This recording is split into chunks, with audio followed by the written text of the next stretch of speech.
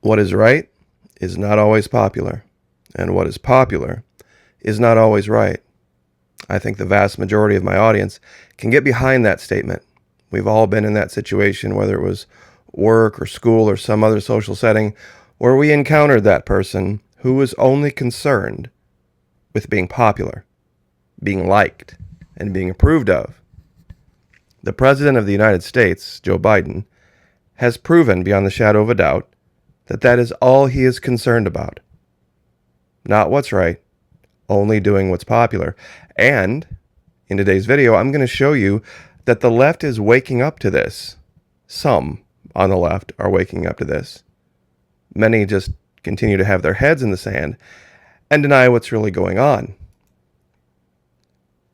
This is CNN, believe it or not. Lately, they've actually been doing something that kind of resembles honest reporting.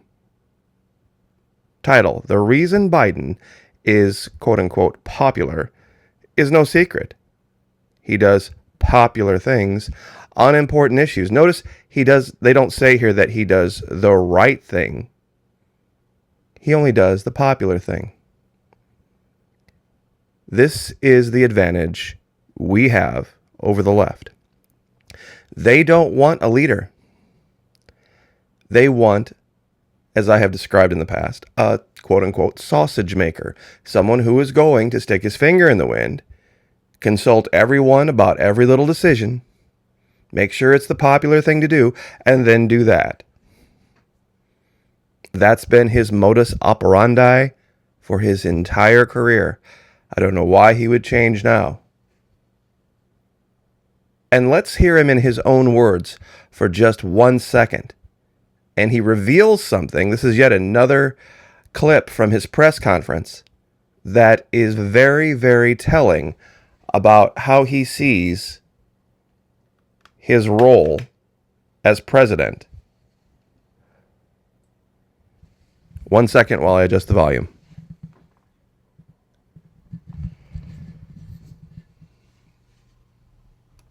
All I know, I've been hired to solve problems, not create division. He thinks he's been hired to solve problems. I thought he was elected to govern and lead. That is the role of the President of the United States, is it not? Am I mistaken there? That when we elect the President of the United States, they are there to govern and lead. They aren't hired to solve problems. It is their job to get government out of the way so that we, the American people in the states, can solve our own problems. It's not up to government to solve our problems for us. We find the solutions, and then we let them know, and they facilitate our solutions. This is where he is divorced from reality about what that position really is, or should be. Now, I'm sure a lot of people are confused looking at this picture. It's a picture from 100 years ago, the repeal of the 18th Amendment. See, this was another time in history when government decided that for reasons of public health and public well-being, that it was going to interject itself into the private lives of people. And it failed miserably. Everybody knows the story. They tried to ban alcohol, the production and consumption, primarily for a lot of different reasons. The Volstead Act, let me zoom back out here. Sorry about that. In 1919, Congress passed the Volstead Act, which was a way to eliminate drunkenness, get rid of saloons, prevent absenteeism at work, and provide a system for enforcing the 18th Amendment. See, what's going on now with masks and vaccines and social distancing? This is just a revisit of government believing it knows what's best for the people and trying to enforce that decision. Now, who was on what side back then is also very reminiscent of what's going on today. the people who were for the prohibition of alcohol. You ready for this? Factory owners, big business, strongly supported the movement because of the new work habits that were required for industrial workers. During the 19th century, workers were allowed to drink, 19th century, of course, being the 1800s, allowed to drink on the job as a way of dealing with the tedium of long work hours. Women were strongly behind the temperance movement, for alcohol was seen as the destroyer of families and marriages. Men would spend their money on alcohol, leaving women with no money to provide for their children. So this was who went to government and said, government, police the behavior in public that we don't agree with. And it went even farther. This is a handbill poster from the time. And it's talking about this thing called the Anti-Saloon League. And basically, long story short here, the Anti-Saloon League did not allow the government to advertise on their pages selling Liberty bonds, meaning investing in the government for the war effort. So we see this whole, what did Biden just say about mask up, it's your patriotic duty? See, it's pretty clear what side he would have been on. Back then, he would have been, of course, with the prohibitionists.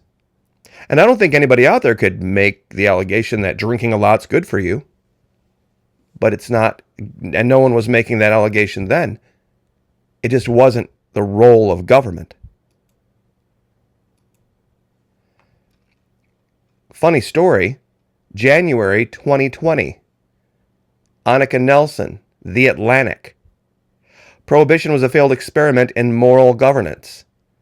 Now, this is before everything took hold. This was early January of 2020. Talk about prescient.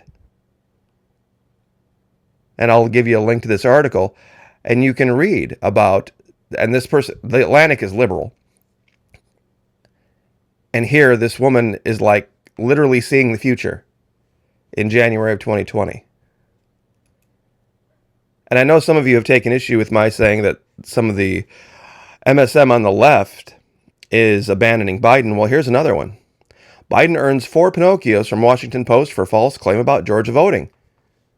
I'll give you the link to this too, and you can read where he made a statement about somehow the polls were going to close at 5 p.m., which wasn't true. Just making stuff up. Now, in contrast, actual leadership. See, a long time ago, when all this happened in 2020, early 2020, February, March, our governor here in Florida did something incredibly, quote unquote, unpopular. We went our own way. He did the right thing. The right thing was letting people decide for themselves, having faith in the people to decide for themselves, for better or for worse. That's what the governor of Florida did. And it was a risk, and people have attacked him for it. It was very, quote unquote, unpopular, but now looking back, it was the right decision. And that's what this is really all about. Being right versus being popular.